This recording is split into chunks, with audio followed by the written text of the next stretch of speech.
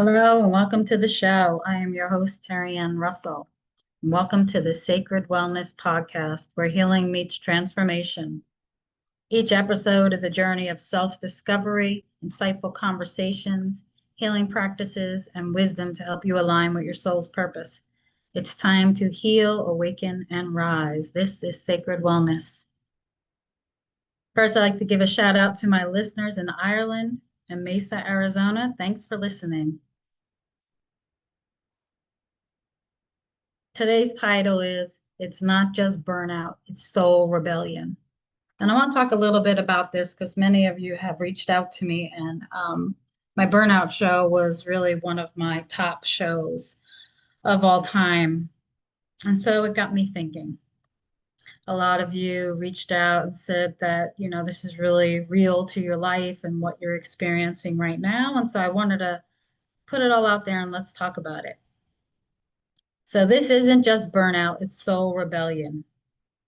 Let's talk a little bit about first how soul fatigue shows up for you in your life. It can show up spiritually, mentally, emotionally, and physically. A lot of times we're not even aware. We think we're just fatigued, but really it goes a lot deeper than that. If you feel like you've slept for 8 hours and you wake up in the morning and you're still not rested, it could be, a soul fatigue situation. So let's start off first by saying you're doing too much and you're doing the wrong things. I firsthand can say this and chuckle about it because I've experienced this firsthand. This seems to be a pattern of reoccurring things that happen in my life where I work, and it's something I'm still struggling today. And I'm really trying to get into that space, this nuance of having that balance in my life. And that's one of the reasons that I really created Sacred Wellness was for that exact reason. Um, if you really think about it, many of us tell ourselves that we can continue on, we're strong, we can do it all. And often it is really just that we have become numb. We've become numb to everything and everyone around us, and we operate in this sort of unconscious mode. And it keeps us stuck in a space. And in this space, there is uncomfortableness, there's tiredness, there's fatigue, there's stress, there's anxiety, there's overwhelm. And that again brings you to a space when you're going through your daily life of living in that fight or flight mode. If you're out of alignment, your soul will whisper to you through those exact things. Let me say that again. When you are out of alignment, your soul whispers to you through anxiety, through boredom, through frustration, through resistance, through procrastination, through stress, through everything in your life that's screaming. When you're out of alignment, you will feel it.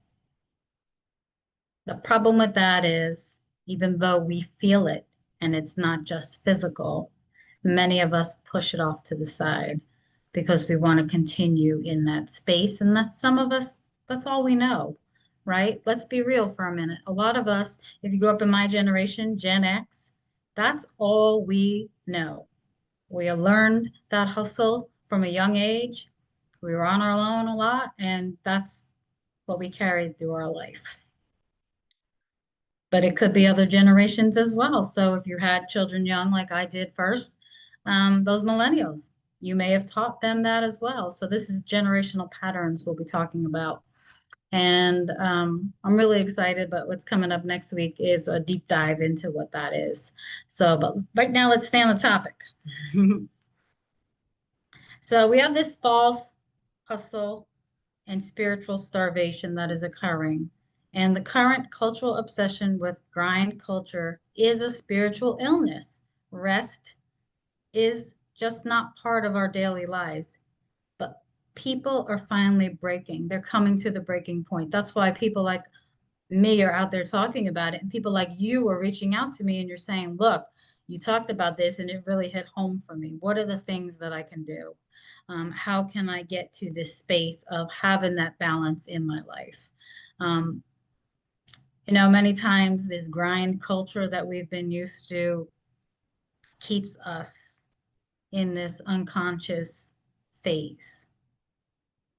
And the unconscious, the subconscious is one of those things that we're striving to break through so that we can bring a new level of understanding to what it is. Because obviously, when you have these patterns that exist within you, and many of them are unconscious, if you think about how you go out throughout your day and you move through your day unconsciously, you drive to work. Many of you don't even remember often how you got there because it's such a typical pattern. You go the same way, you do the same things, you get your coffee, you sit at your desk, you start working. You may talk to a coworker and then go back to your work, or you may go to a meeting and then go back to your work. But it's an unconscious way. And within those unconscious ways of doing things, we have a subconscious that is always speaking to us no matter what we're doing. So, while you're working unconsciously, your subconscious is also speaking to you. Your subconscious could be saying, like, oh, you need to get all these stuff done. It's almost 1 o'clock, and you haven't gotten anything done. When are you going to get it all done? You can sit here all night and we got to get it done. So we're living in that phase, and we've been living in that phase, quite honestly, a really long time. One of the things is that May was a big month to talk a lot about mental health, and mental health is something that's really important to me as well. It's one of the cornerstones of the Sacred Wellness podcast. And I talk about it often because I've struggled often with that mental health through my grief, through my expression of that grief and what that is and what that looks like for me. So we get to a certain point in our lives. We're living this hustle, this grind. We're coming to this breaking point. And many of us are stepping into a place where we're asking ourselves,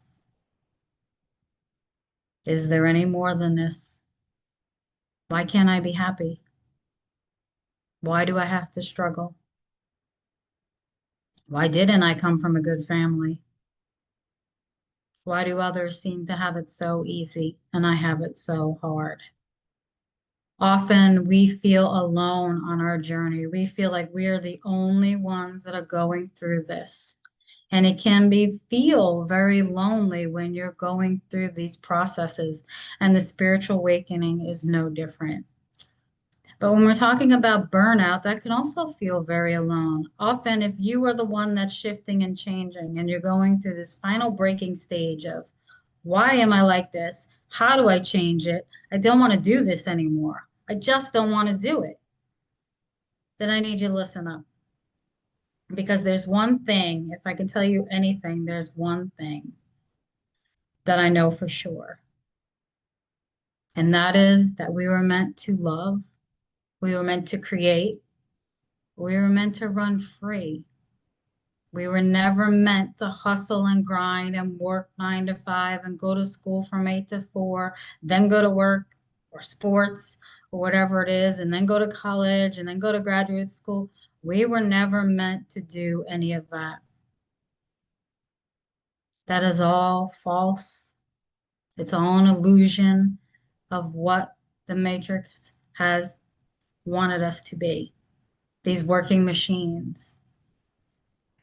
And so as humanity is waking up, as this collective consciousness is raising its frequency. And I'm also going to do a show on the importance of frequency. Many of you reached out and talked about what is frequency, why it's important to raise it. I'm going to do a show about that next week as well. I want to talk a little bit about soul nourishment. Do you know how many of us don't even know how to nourish our souls? When I ask my clients, what does soul nourishment look like for you? They can't answer it. They have a hard time looking into what that is for them. And so we do some exercises that help them get in touch with their soul, their higher self, that inner knowing that we have. And if we're really being honest, the physical, mental, spiritual, we are all craving this connection. We're missing this connection. Many of us live in an online world. We work from home. We spend a lot of time in that space, but we're craving this connection. And a lot of times the soul is looking for this connection through your relationships. So how do you laugh with people? Or do you hang around with people that are really just negative?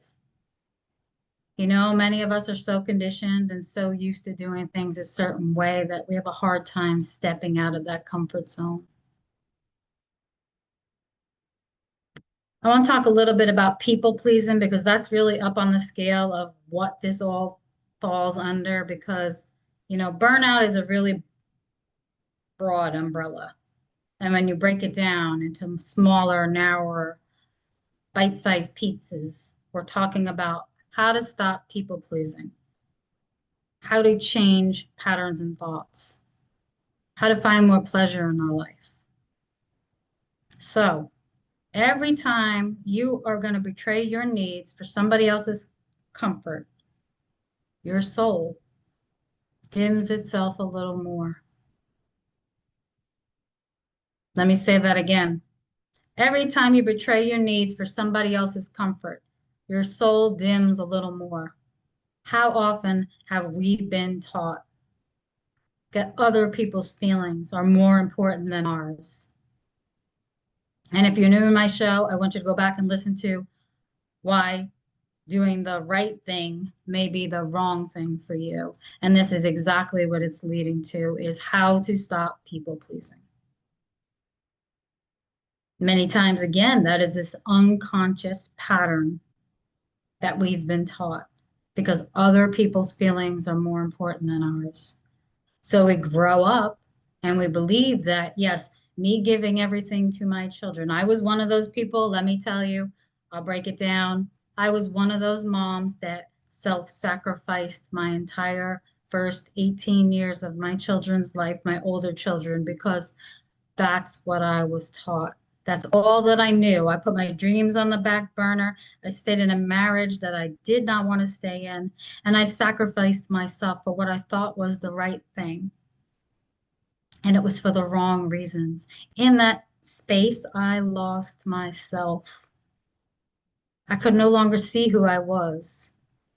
I no longer knew what I wanted. I only identified as my children's mom or my ex-husband's wife. And that's what I saw myself as. And not until much later did I begin to understand. When I first read Eckhart Tolle's book, The Power of Now, and I talk about this often because it was such a transformational book for me, did I really begin to understand what that all really means. So if you want to stop people pleasing, Keegan and I talked about this. We did a show a few weeks ago, but learn to say no. That's a sentence. No. No excuses. No why you can't. No apologizing for why you can't. It's an unapologetic no. Now, many of you are looking at this saying, I can't do that. I have responsibilities and I have children and I have a husband and I have parents and I have job and I have all these things. But when you get into that place where you're putting others before you, it's important for you to learn to start to say no.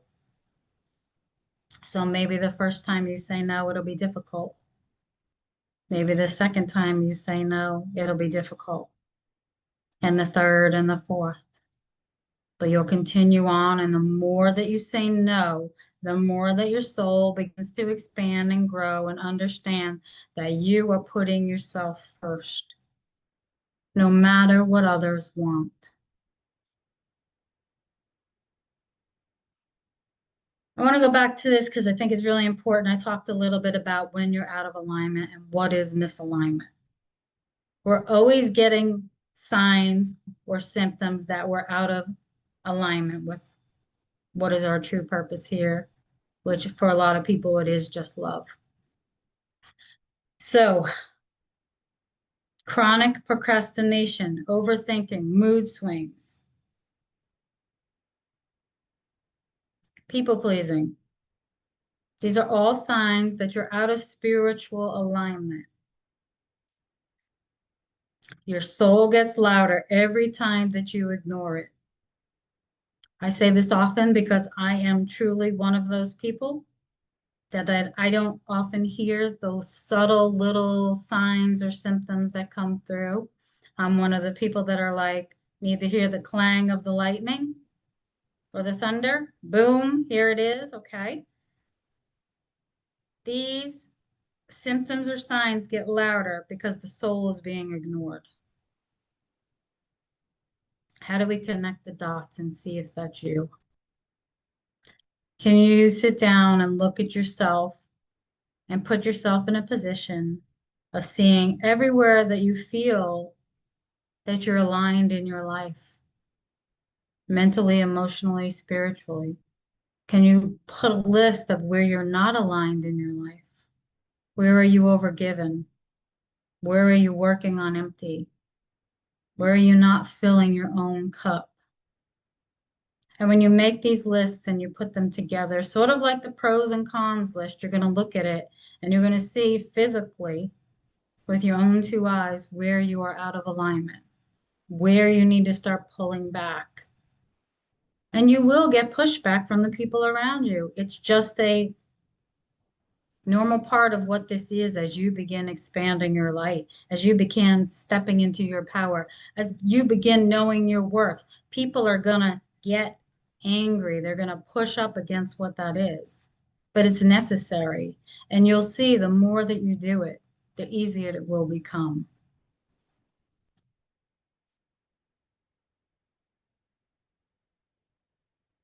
Let's talk a little bit about how alignment is a devotion. When you are in alignment with your mind, your body, and your soul, life becomes easier. Life flows easier. Things just show up. I'll often get things from friends or say, oh, you're so lucky. You did that and that came, or you went to the casino and you won. And that's not what the case is. I'm not lucky. I've done the work. I've put in the work. And if you know me, you'll see that often I live in this air of peace. Do things still piss me off? Absolutely, they do. But I know also that through that being pissed off is coming up something that I also need to look out further. And where am I out of alignment with that mind, body, soul? So I understand that at a higher perspective level. Let's talk about how do we sync this? How do we become and make this a real devotion for what you can do to be in alignment with yourself? Some of you listening may say that's a little woo-woo. It's a little crazy. I already do self-care. I don't need to do any more. But if you're feeling these things, frustration, burnout, fear, doubt, angst, anxiety, stress, any of those things, then you're out of alignment. I'm here to tell you you're out of alignment. And it's time to start stepping into what that alignment is, not only for you, but for your soul. As a society, because we've been taught to grind and hustle, we have no idea what it means to allow our body to be in sync with these inner rhythms that we have. They pertain to sleep, they pertain to food, they pertain to movement, and they pertain to your intuitive abilities. Because we're so conditioned to get up with the alarm and go to bed at a certain time and eat on the go. Many of us, you see people eating in their car every day. They're on the move. They're talking on the phone. They're scheduling appointments. They're doing 5 million things. They're not invested in the present moment. So that sounds like you. I want you to take a deep introspection of yourself right now and look at this and say, how can I get more in touch with these inner rhythms that I have?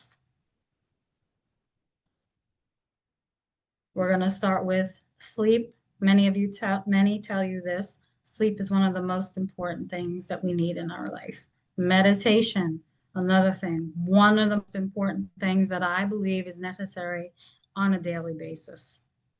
Eating while being present, not eating while you're on the phone, not eating while you're in the car, not eating while you're watching TV. Present. Movement, same thing. We're exercising, but we're thinking about every other thing that we should be doing except what our physical body is experiencing at that moment. As we wrap up here, I want to talk about how releasing the pressure to return to normal. Because who is anybody to say what's normal for you? People are always going to want to tell you what to do, how you should do it, when you should do it, with who you should do it. Nobody knows what the normal is except for you. And you've been conditioned to believe what this normal is. And it may not even be yours. It may come from old, outdated patterns of generational stuff that your ancestors, your parents, your grandparents, that you've inherited down a line. And cellularly, it is through your DNA. We're going to get into a little bit of that on another show, because I'm running out of time. But I want to talk about, before we wrap it up, one thing I want to leave you with today, if I could leave you with anything, it's when you start getting more in touch with your inner rhythms, your patterns, sleeping, eating, meditation. I want you to start asking yourself the question, what lights your soul on fire? And I want you to do more of that. Unapologetically, every day, carve out time for you to take care of you. So what is it for you? What lights your soul on fire? For me, I love to create. I love to make art. I do neurographic art. I do intuitive art. Sometimes I'll just color in a coloring book. It doesn't matter what it is, whether it's making jewelry with my daughter, whatever it is, that for me lights my soul on fire. It opens up a new space of awareness, so that after I've done all this other work, or I'm stressed out, or I need to get stuff done, it lets my soul be in a place where my soul feels most fulfilled and happy. That's for me. For you, it may be totally different. Maybe it's working out. Maybe it's out hiking. Maybe you love to hike, and maybe you love to get outdoors and paddleboard and kayak. Maybe that's you. Do more of that unapologetically, no matter what anybody says. In my next show, we're going to talk about you're not crazy, you're soul tired, and you're done with the bullshit. This is the one of the things been coming up for not only me, but my clients. You're done with the bullshit. You're over it, you're tired of it, and it's time to stop. So I leave you with that today. I look forward to connecting and doing that show next week. And then we have the one coming up with Keegan, which is going to be amazing. That is about the mother-daughter relationship. Learning to mother yourself while you're mothering your daughter. So if you have a daughter and you are learning how to mother yourself because now you have a daughter, this show is for you. It's going to rock. Keegan and I are doing it on June 19th. So I will be putting some stuff out there for you to see it and catch up with us. Again, I thank you. I hope you have a wonderful day, and I will see you next week.